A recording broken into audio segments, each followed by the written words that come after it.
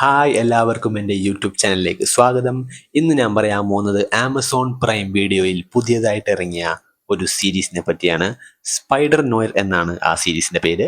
8 എപ്പിസോഡുള്ള Amazon പ്രൈമിലെ ഈ series എല്ലാ എപ്പിസോഡും ഇപ്പോൾ അവൈലബിൾ ആണ്. 8 എപ്പിസോഡ് എന്ന് പറയുമ്പോൾ ഒരു എപ്പിസോഡ് 1 മണിക്കൂർ, അപ്പോൾ ഓൾമോസ്റ്റ് 8 മണിക്കൂറുണ്ട് സംഭവം. And it is really good. നല്ല സൂപ്പർ സാധനം, സൂപ്പർ വെബ് സീരീസ്. ഈ ഒരു character actually Spiderman to Spider Verse എന്ന് പറഞ്ഞ ഒരു അനിമേഷൻ പടം ഇറങ്ങിയിട്ടുണ്ടായിരുന്നു. നല്ല സൂപ്പർ സൂപ്പർ സാധനമാണ്. എനിക്ക് വളരെയധികം ഇഷ്ടപ്പെട്ടാണ്. എൻ്റെ ഫസ്റ്റ് പാർട്ട്, സെക്കൻഡ് പാർട്ട് എനിക്ക് അത്രയും വന്നില്ല, but still it's really good. ആ ക്യാരക്ടർ ഒരു അടിപൊളി ക്യാരക്ടറായിരുന്നു, ഒരു ഡിഫറെൻറ്റ് ക്യാരക്ടറായിരുന്നു, ബ്ലാക്ക് ആൻഡ് വൈറ്റ് ക്യാരക്ടറായിരുന്നു. ആ ഒരു ക്യാരക്ടറിന് ഒച്ച കൊടുത്തത് നമ്മുടെ ലെജൻഡായ നിക്കോളാസ് കേജ് ആണ്. പുള്ളിക്കാരൻ തന്നെയാണ് ഈ ഒരു സീരീസിലും പ്രധാന ക്യാരക്ടറായിട്ട് വന്നിരിക്കുന്നത്. ആ ഒരു ക്യാരക്ടറിനെ അവതരിപ്പിച്ചിരിക്കുന്നത് സ്പൈഡർ നോയർ. ശരിക്കും സ്പൈഡർമാൻ തന്നെയാണ്. സ്പൈഡർ നോയർ ഒരു type style of film making ആണ്. അതാണ് നോയർ എന്ന് കൊടുത്തേക്കുന്നത്. ശരിക്കും അവരെല്ലാവരും വിളിക്കുന്ന സ്പൈഡർമാൻ തന്നെയാണ്. അപ്പോൾ ആ ഒരു ക്യാരക്ടറിൻ്റെ ഒരു ഡെഡിക്കേറ്റഡ് വെബ് സീരീസ് ഇപ്പോൾ ഇറങ്ങി. ആൻഡ് ഞാൻ എക്സ്പെക്റ്റ് ചെയ്യുന്നതിനെക്കാട്ടിലും കൂടുതൽ അത് നന്നായിട്ടുണ്ട് എന്നാണ് ഞാൻ വിശ്വസിക്കുന്നത്. ബിക്കോസ് കഥ ഈസ് റിയലി ഗുഡ്. കഥ അടിപൊളിയാണ്.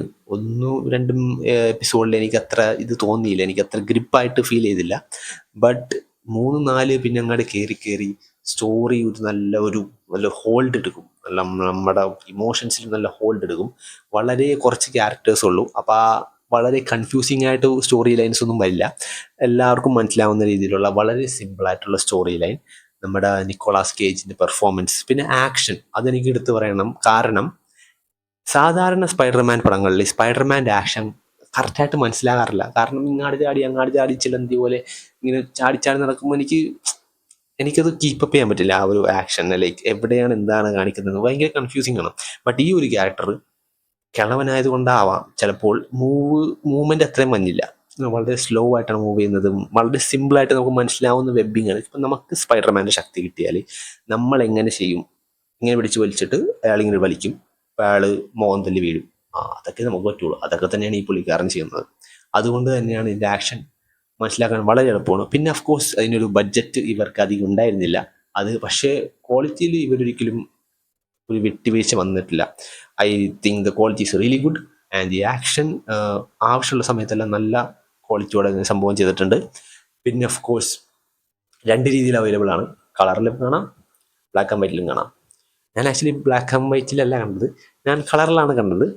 കാരണം കളർ ഉണ്ടെങ്കിൽ ഞാൻ കളറേ കാണുള്ളൂ. ബ്ലാക്ക് ആൻഡ് വൈറ്റ് കാണണമെന്നുണ്ടായിരുന്നു, ബട്ട് സ്റ്റിൽ ഞാൻ കുറച്ച് എപ്പിസോഡൊക്കെ മലയാളം സബ് ടൈറ്റിലൊക്കെ ഇട്ടാണ് കണ്ടത്. പക്ഷേ മലയാളം സബ് ടൈറ്റിലല്ല, മലയാളം ഓഡിയോ, പിന്നെ ഇംഗ്ലീഷ് സബ് ടൈറ്റിൽ. വീട്ടുകാർക്കും ഇഷ്ടപ്പെടുമോ വിചാരിച്ചു. വീട്ടുകാർക്കും ആക്ച്വലി ഇഷ്ടപ്പെട്ടു. വളരെ സിമ്പിളായിട്ട് മനസ്സിലാവുന്ന ഒരു കഥ തന്നെയാണ്.